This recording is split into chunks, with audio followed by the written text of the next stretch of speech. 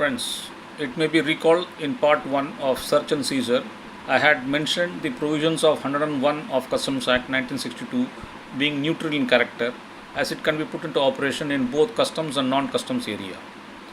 However, the goods which have been mentioned in subsection 2 of section 101 of the Customs Act are gold, diamond, manufacturers of gold and diamond, watches, and any other goods which may be notified by the central government by way of a notification.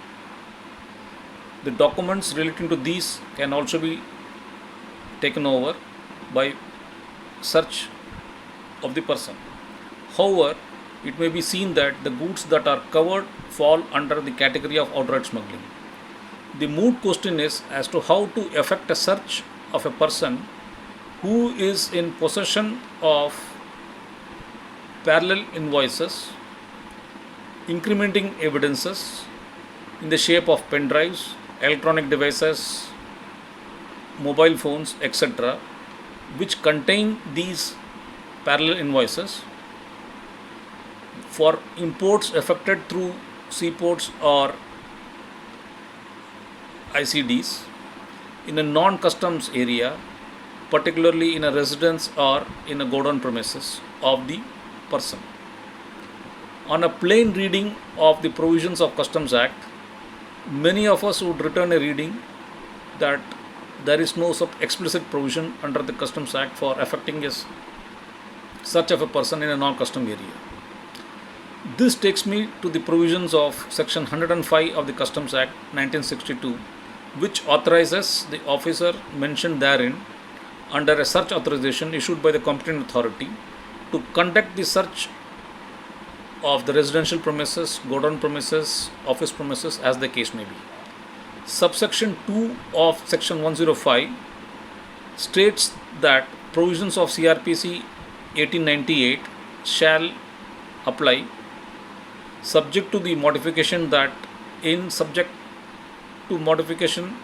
subsection 5 of section 65 for the words magistrate, the words principal commissioner or commissioner were substituted.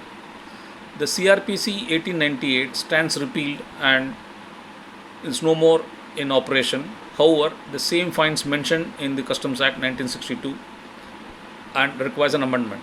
However, CRPC 1973 is in operation.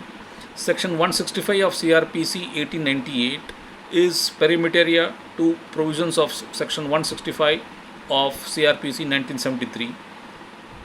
This section deals with search by a police officer, while subsection 1 of section 165 of CRPC requires the reasons to be recorded before conducting the search of a place. Subsection 4 of CRPC 1898 states that provisions contained in section 102 and 103 of CRPC 1898 shall apply to a search made in this section. Section 100 of CRPC 1973 is perimeteria with section 102 and 103 of CRPC 1973.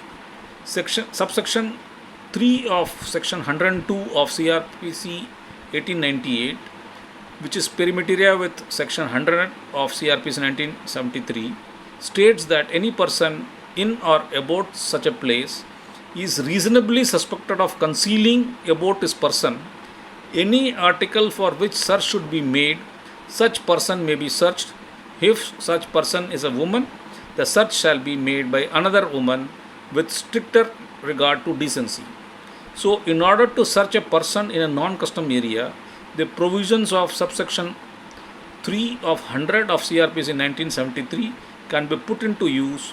It is interesting to note that this section does not envisage a issuance of a notice in writing.